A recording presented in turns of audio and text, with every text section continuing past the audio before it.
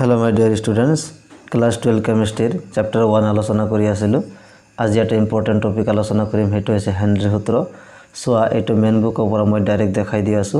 ইয়াৰ পৰা তোমালোকে ডেফিনিশনটো অৰ্থাৎ স্টেটমেন্টটো অলপ প্ৰেক্টিস কৰিব লাগিব। হেনৰি সূত্ৰ আমি দুই ধৰণে ইয়াত আমি ক'ব পাৰো। প্ৰথমে দি আছে সো হেনৰি সূত্ৰৰ মতে স্থিৰ উষ্ণতাত অৰ্থাৎ উষ্ণতা কি হ'ব লাগিব, স্থিৰ হ'ব লাগিব। জুলীয় পদাৰ্থ এটাত গেছীয় পদাৰ্থ এটাৰ দ্ৰৱণীয়তা গেছটোৰ চাপৰ সমানুপাতিক, অৰ্থাৎ এটা জুলীয় পদাৰ্থত গেছীয় পদাৰ্থ যদি দ্ৰৱণীয়তা হয় তেনেহলে সেই দ্ৰৱণীয়তা গেছটোৰ চাপৰ সমানুপাতিক হয়। এটো আমি হেনৰি সূত্ৰ বুলি ক'ব পাৰো, বা হেনৰি সূত্ৰ আমি বেলেগ ধৰণৰ ক'ব পাৰো। এতে সাধাৰণতে ব্যৱহৃত হেনৰি সূত্ৰৰ মতে এটো পৰীক্ষাত আহিলে এটো তোমালোকে লিখিবা। সাধাৰণতে ব্যৱহৃত হেনৰিৰ সূত্ৰৰ মতে বাষ্পীয় অৱস্থাত গেছ এটাৰ আংশিক চাপ দ্ৰৱত গেছটোৰ মোল ভগ্নাংশৰ সমানুপাতিক। এটো হল আমাৰ হেনৰিৰ সূত্ৰ, বহুত ইম্পৰ্টেন্ট হয়। এটো ইম্পৰ্টেন্ট টপিক, হয়তো বেছি ভালকে পঢ়িব লাগিব কাৰণ ইয়াৰ পৰা কোৱেশ্চন প্ৰায়ে অহা দেখা যায়। ওকে, সো হেনৰি সূত্ৰটো ইয়াৰ পৰা তোমালোকে মুখস্থ কৰিব পাৰা বা পঢ়ি ল'ব পাৰা। বাষ্পীয় অৱস্থাত অৰ্থাৎ বাষ্পীয় অৱস্থা হ'ব লাগিব গেছ এটাৰ আংশিক চাপ অৰ্থাৎ partial pressure of the gas. Okay, gas এটাৰ আংশিক চাপটো কি হয়, দ্ৰৱত গেছটোৰ মোল ভগ্নাংশৰ সমানুপাতিক। মোল ভগ্নাংশ কাই বা এক্স ৰে আমি বুজাব পাৰো। গেছটোৰ মোল ভগ্নাংশ তোমালোকে আগতে পাই আহিছা। সেই মোল ভগ্নাংশৰ কি হয়, সমানুপাতিক হয়। মোল ভগ্নাংশ মানে হৈছে উপাংশৰ মোল ডিভাইড বাই আটাইবোৰ উপাংশৰ মুঠ মোল, হেতু আছিল মোল ভগ্নাংশ। ওকে, গতিকে বাষ্পীয় অৱস্থাত গেছ এটাৰ আংশিক চাপটো কি হয়, দ্ৰৱটোত গেছটোৰ মোল ভগ্নাংশৰ সমানুপাতিক হয়। ওকে, এতিয়া এটো আমি কি কৰিম, এটো আমি ম্যাথমেটিক্যাল গাণিতিকভাৱে প্ৰকাশ কৰিম।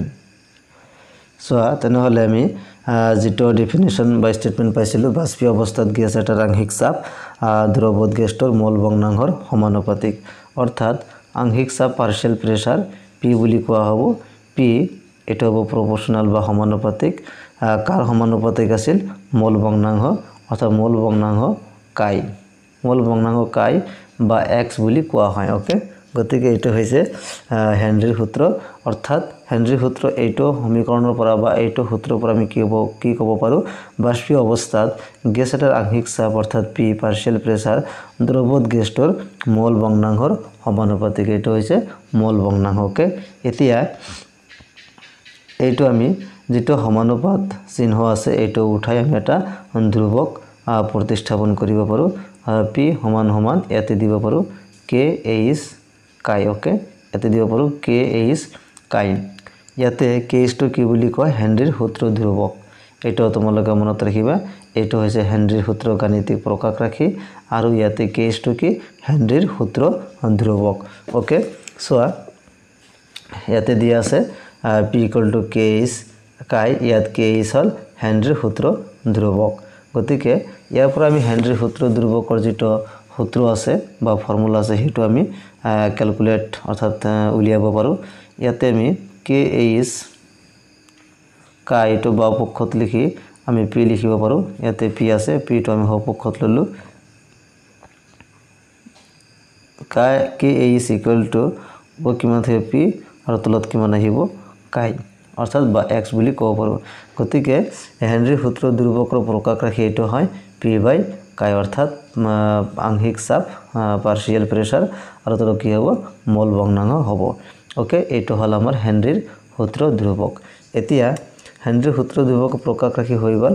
এতিয়া আমি আলোচনা কৰিম হেনৰিৰ সূত্ৰটোৱে অৰ্থাৎ কোনো এটা পদাৰ্থৰ বা গেছৰ দ্ৰৱণীয়তাৰ ক্ষেত্ৰত কি ভূমিকা পালন কৰে। ওকে, অৰ্থাৎ হেনৰিৰ সূত্ৰৰ মতে আমি কি ক'ব পাৰো বা হেনৰিৰ সূত্ৰৰ তাৎপৰ্য কি, এইটো যদি আহে বা এইটো যদি ব্যাখ্যা কৰিব লাগে তেনেহলে আমি ইয়াতে ডাইৰেক্ট পাইছো মোল ভগ্নাংশ। মোল ভগ্নাংশ ইয়াতে কি বুজাইছে, আটাইবোৰ উপাংশৰ মোল, উপাংশটোৰ মোল ডিভাইড বাই আটাইবোৰ উপাংশৰ মুঠ মোল, হেতু আছিল মোল ভগ্নাংশ।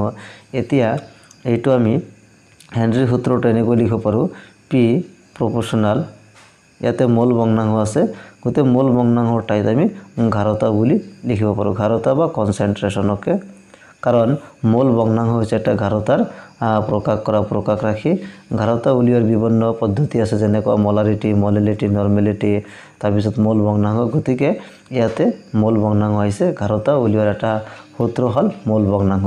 গতিকে মূল ভগ্নাংশৰ ঠাইত আমি ডাইৰেক্ট ঘাৰতা লিখিব পাৰোঁ, পি প্ৰপৰ্চনাল ঘাৰতা। এতিয়া ঘাৰতা কাৰ ওপৰত নিৰ্ভৰ কৰিব? দ্ৰৱত থকা দ্ৰব্যৰ পৰিমাণৰ ওপৰত নিৰ্ভৰ কৰে। আমি জানো দ্ৰৱত প্ৰধানকৈ দুটা উপাংশ থাকে, এটা দ্ৰব্য আৰু এটা দ্ৰাৱক। দ্ৰব্য কোনটো? যিটোৰ পৰিমাণ কম থাকে সেইটো হৈছে দ্ৰব্য, আৰু দ্ৰাৱক কোনটো? যিটোৰ পৰিমাণ বেছি থাকে সেইটো হৈছে দ্ৰাৱক। এতিয়া কোনো এটা দ্ৰব্যৰ ঘাৰতা মানে হৈছে সেই দ্ৰব্যটোত কিমান পৰিমাণে দ্ৰব্য আছে, অৰ্থাৎ দ্ৰাৱকটো ফিক্সড অৰ্থাৎ সেম থাকিব আৰু দ্ৰব্যটো পৰিৱৰ্তন হ'ব। অৰ্থাৎ কোনো এটা দ্ৰব্যৰ ঘাৰতা প্ৰধানকৈ কাৰ ওপৰত নিৰ্ভৰ কৰে? দ্ৰব্যৰ পৰিমাণৰ ওপৰত। দ্ৰব্য যদি বেছি হয় তেনেহ'লে ঘাৰতা বেছি হয়, আৰু দ্ৰব্য যদি কম হয় তেনেহ'লে ঘাৰতা কম হয়, এইটো আমি জানো। এতিয়া পাৰ্চিয়েল প্ৰেছাৰ পি কাৰ লগত সম্পৰ্কিত? ঘাৰতা। আকৌ ঘাৰতা কাৰ লগত সম্পৰ্কিত? মূল ভগ্নাংশ। অৰ্থাৎ মূল ভগ্নাংশটো ডাইৰেক্ট ঘাৰতাৰ লগত সম্পৰ্কিত বুলি আমি ক'ব পাৰোঁ। ইয়াতে পাৰ্চিয়েল প্ৰেছাৰটো মূল ভগ্নাংশৰ লগত ডাইৰেক্টলি ৰিলেটেড, ইয়াতে পাৰ্চিয়েল প্ৰেছাৰ আংশিক চাপটো মূল ভগ্নাংশৰ লগত ডাইৰেক্টলি ৰিলেটেড। ইয়াতে হেনৰীৰ সূত্ৰ যিটো আছে পি প্ৰপৰ্চনেল এক্স, ইয়াৰ মানে হৈছে মূল ভগ্নাংশ যদি বাঢ়ে পিৰ মান বাঢ়িব। অৰ্থাৎ পি যেতিয়া বঢ়াই দিয়া হ'ব মূল ভগ্নাংশ বাঢ়ি যায়। পি মানে কি? প্ৰেছাৰ আংশিক চাপ। অৰ্থাৎ কোনো এটা দ্ৰব্যৰ গেছৰ আংশিক চাপ যদি আমি বঢ়াই দিওঁ তেনেহ'লে মূল ভগ্নাংশ বাঢ়িব, আৰু আংশিক চাপ যদি কমাই দিয়া হয় তেনেহ'লে মূল ভগ্নাংশ কমিব। এইটো আছিল। এতিয়া ঠিক তেনেকৈ আমি ইয়াতো ক'ব পাৰোঁ, যেতিয়া আংশিক চাপ বঢ়াই দিয়া হয় তেতিয়া দ্ৰব্যৰ ঘাৰতা বৃদ্ধি পায়, আৰু আংশিক চাপ যেতিয়া কমাই দিয়া হয় তেতিয়া ঘাৰতা কমি যায়। এতিয়া ঘাৰতা বেছি হোৱা বা ঘাৰতা কম হোৱা এইটো আকৌ কি বুজায়? অৰ্থাৎ আমি পি প্ৰপৰ্চনাল ঘাৰতাৰ ঠাইত আমি দ্ৰৱণীয়তা লিখিব পাৰোঁ। ওকে, এইটোৰ লগতে আমি ৰিলেট কৰিব লাগিব, কাৰণ দ্ৰৱণীয়তা বস্তুটো আমি আলোচনা কৰি আছোঁ, অৰ্থাৎ দ্ৰৱণীয়তা। ওকে, দ্ৰৱণীয়তাৰ লগত ডাইৰেক্ট এনেকৈ কম্পেয়াৰ কৰিব পাৰোঁ। পি প্ৰপৰ্চনাল ঘাৰতা, পি প্ৰপৰ্চনাল দ্ৰৱণীয়তা। কাৰণ ঘাৰতা যেতিয়া বেছি হ'ব তেতিয়া সেইটো দ্ৰৱণীয়তা বেছি বুলি কোৱা হয়। ঘাৰতা বেছি মানে দ্ৰব্যৰ পৰিমাণটো বেছি, অৰ্থাৎ তাতে দ্ৰৱণীয়তা বেছি হ'ব। সেইকাৰণে পি ডাইৰেক্টলি প্ৰপৰ্চনাল অৰ্থাৎ প্ৰত্যক্ষ সমানুপাত দ্ৰৱণীয়তা। অৰ্থাৎ এইটো আমি এনেকৈ ক'ব পাৰোঁ, পাৰ্চিয়েল প্ৰেছাৰ অৰ্থাৎ আংশিক চাপ যেতিয়া বঢ়াই দিয়া হ'ব তেতিয়া দ্ৰৱণীয়তা বৃদ্ধি পায়, আকৌ পি যেতিয়া কমাই দিয়া হ'ব দ্ৰৱণীয়তা কমি যায়। অৰ্থাৎ আমি ডাইৰেক্ট আংশিক চাপটো দ্ৰৱণীয়ৰ লগত সম্পৰ্ক কৰিম, কাৰণ চেপ্টাৰটোৰ নাম কি? দ্ৰৱ। সেইকাৰণে দ্ৰৱণীয়তাৰ কনচেপ্টটো ইয়াতে আমি ক'ব লাগিব। তেনেহ'লে আমি কি পালোঁ? ডাইৰেক্ট চোৱা, আংশিক চাপ মূল ভগ্নাংশৰ সমানুপাতিক, আংশিক চাপ ঘাৰতাৰ সমানুপাতিক, আংশিক চাপ দ্ৰৱণীয়তাৰ সমানুপাতিক। অৰ্থাৎ কোনো এটা দ্ৰৱৰ ক্ষেত্ৰত যদি আমি আংশিক চাপটো পাৰ্চিয়েল প্ৰেছাৰটো বঢ়াই দিওঁ তেনেহ'লে দ্ৰৱণীয়তা বৃদ্ধি পায়, আৰু যদি আংশিক চাপ কমাই দিয়া হয় তেনেহ'লে দ্ৰৱণীয়তাটো কমি যায়। দ্ৰৱণীয়তা বাঢ়িছে মানে ঘাৰতা বৃদ্ধি পাইছে, আকৌ ঘাৰতা বৃদ্ধি পাইছে মানে মূল ভগ্নাংশ বৃদ্ধি পাইছে। গতিকে এইখিনি হ'ল এটা কনচেপ্ট। তোমালোকে ইয়াতে এইখিনি মনত ৰাখিব লাগিব, লিখি ৰাখিবা। পৰীক্ষা যদি আহে চাপৰ লগত দ্ৰৱণীয়তাৰ কেনেকুৱা সম্পৰ্ক? চাপ বাঢ়িলে দ্ৰৱণীয়তা বাঢ়ে, চাপ কমিলে দ্ৰৱণীয়তা কমে। এইটো এটা কনচেপ্ট পালোঁ। এতিয়া হেনৰীৰ সূত্ৰ ধ্ৰুৱক যিটো আছিল KH = P / X। ইয়াতে X মানে কি? X মানে হ'ল মূল ভগ্নাংশ, বা এক্সৰ ঠাইত মূল ভগ্নাংশ আমি ইয়াতে ঘাৰতাও লিখিব পাৰোঁ। ওকে, KH = আমি কি লিখিব পাৰোঁ? P, আৰু তলত তলত কি আছে? X। এক্সৰ ঠাইত আমি ঘাৰতাও লিখিব পাৰোঁ। ওকে, ঘাৰতাও লিখিব পাৰোঁ, কাৰণ ঘাৰতা আমি এইকাৰণে লিখিব পাৰোঁ, ঘাৰতাটো মূল ভগ্নাংশৰ এটা ৰূপ আৰু ঘাৰতাকো দ্ৰৱণীয়তাৰ এটা ৰূপ। ওকে, সেইকাৰণে আমি KH = P / ঘাৰতা, বা KH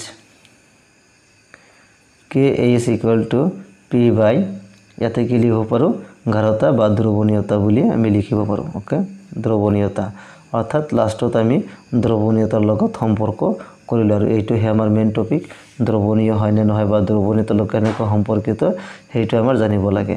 এতিয়া হেনৰীৰ সূত্ৰ ধ্ৰুৱকটো চোৱা, হেনৰীৰ সূত্ৰ ধ্ৰুৱক P / X, অৰ্থাৎ হেনৰীৰ সূত্ৰৰ ধ্ৰুৱকটো আমি এনেকৈ লিখিব পাৰোঁ কে ইজ ইনভাৰ্সলি প্ৰপোৰ্শনাল 1/x ওকে ইনভাৰ্সলি প্ৰপোৰ্শনাল মানে পৰোক্ষ সমানুপাত মূল ভগ্নাংশ প্ৰত্যক্ষ সমানুপাত আছিল কিন্তু কেছটো যেতিয়া ইফালে আনিম তেতিয়া কি পৰোক্ষ সমানুপাত কাৰণ x তো কত আছে তলত আছে গতি k is inversely proportional x অর্থাৎ মূল ভগ্নাংশ এতিয়া এই প্রকাশ রাখি কি বুঝায় যেতিয়া কোনো এটা দ্ৰব্যৰ মূল ভগ্নাংশ বাঢ়িব তেতিয়া k ইজৰ মান কমিব কাৰণ এটো পৰোক্ষ সমানুপাত পৰোক্ষ অনুপাতত আছে এটা তলত আছে এই তলত মানটো যিমানে ডাঙৰ হ'ব হিমানে সৰু আহিব আৰু x ৰ মান যিমানে বাঢ়িব k ইজৰ মানটো হিমানে কমি যাব x ৰ মান বাঢ়িছে অৰ্থাৎ মূল ভগ্নাংশৰ মান বাঢ়িব মূল ভগ্নাংশৰ মানটো যিমানে বাঢ়িব k ইজৰ মানটো অৰ্থাৎ হেনৰীৰ সূত্ৰৰ ধ্ৰুৱকটো কমি আহিব আৰু এয়াৰ মানটো মূল ভগ্নাংশৰ মানটো যিমানে